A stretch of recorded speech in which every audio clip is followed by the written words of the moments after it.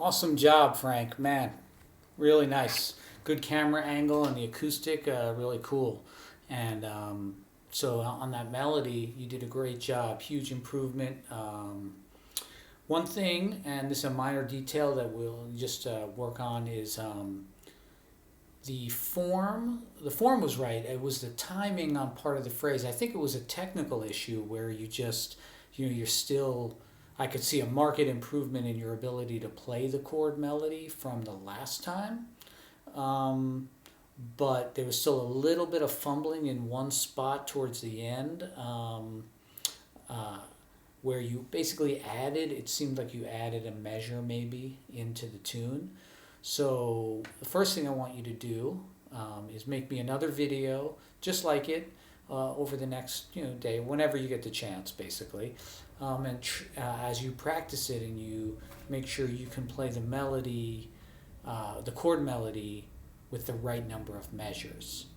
Um, so you can look at the sheet music or you can listen to some versions on YouTube and see where that problem is. And if you're not sure, um, I would say the first thing to do would be to, if as you try to figure it out, see where the stumbling is, where the problem is. And this is common, right? Like you have trouble getting from one chord to the next, and maybe you start thinking for a second, like, what's the next chord? I do it all the time when I'm learning.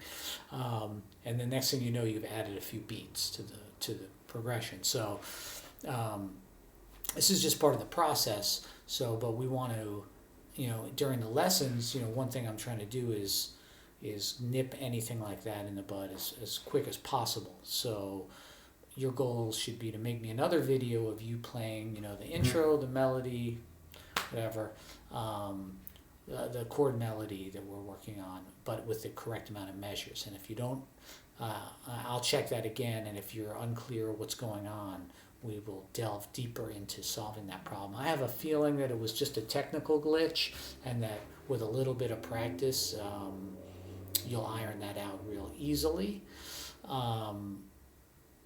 That's my guess, but we'll see.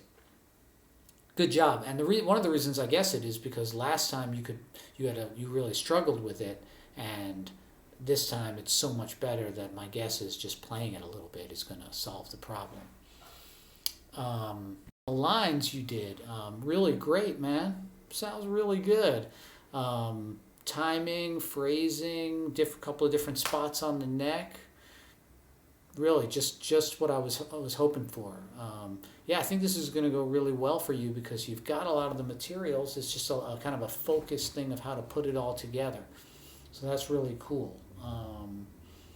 The next assignment is to take those types of phrases you're playing where you're like counting off, same deal, 1, 2, 3, 4, and then executing a phrase, a 2-measure type of phrase in C major, and resolving into the note E flat, because that's going to be the target note for the next measure of C minor.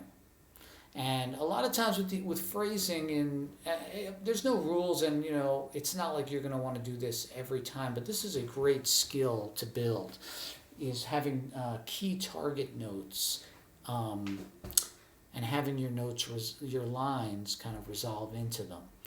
And it's a great practice technique. It's just very useful. So this is basically targeting major to minor. The E is the major third on a C. The E flat is the minor third on the C minor. So having your, I just came to the downbeat of the next measure on the E flat. I'll give you another example, and I'll count it off this time. 1, 2, 3, 4. And that's it. That's my phrase. I'll do another one. 1, 2, 3, 4.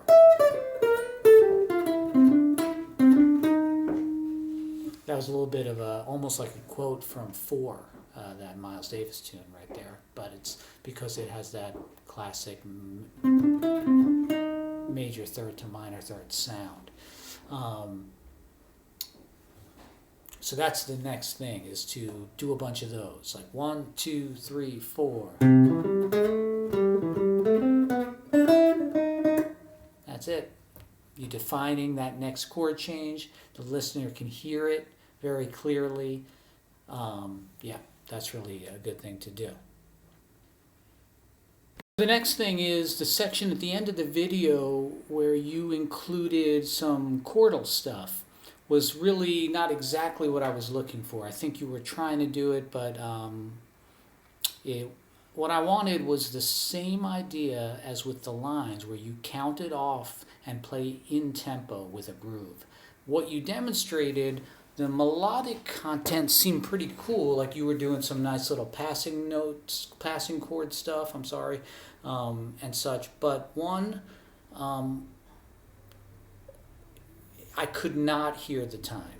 Now, one thing is you didn't count it off. That always makes it a little harder. But the fact that the time, just, you were not implying a strong groove with what you were playing. And so it could be that you were just not really thinking about that part of it right there, which is fine. I mean, there's a lot to remember with these video lessons and stuff.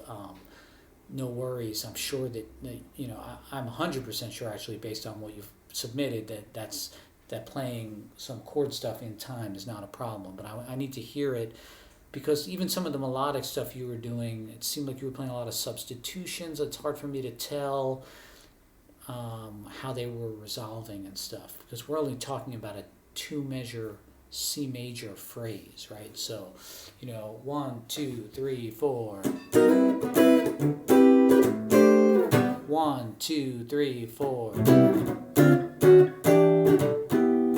1, 2, 3, 4. I think the computer froze for a minute there. 1, 2, 3, 4. Just send me, counting off, playing 2 measures of C major chords again. Do a couple of extra assignments, and you can do these if you have time. If the other assignments are time consuming enough, or they're just or these are just more challenging, we can put these off or come back to them. But I want to include them to make sure you have enough, you're getting enough stuff. When you do that C major line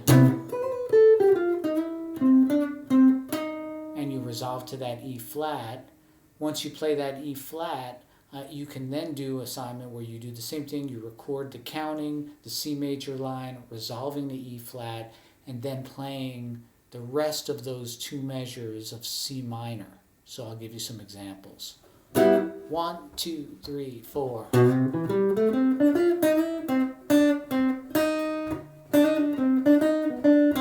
So I just ba da ba da ba da ba da da. I just finished out the 2 measures that I was already in. I'll give you another example.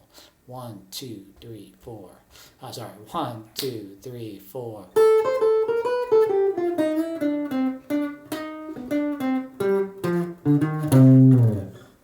So that's the idea. And I'm going to leave it at that, because that's plenty. So just to recap, you've got the C major, you've got the learning the chord melody without the extra measure or whatever you added into it due to a possible technical difficulty. We've got the C major and then ending on the E flat, the minor third. And then we've got the extending it into a whole nother 2 measures of C minor. Yep. All right, man, great job. Sounds really good.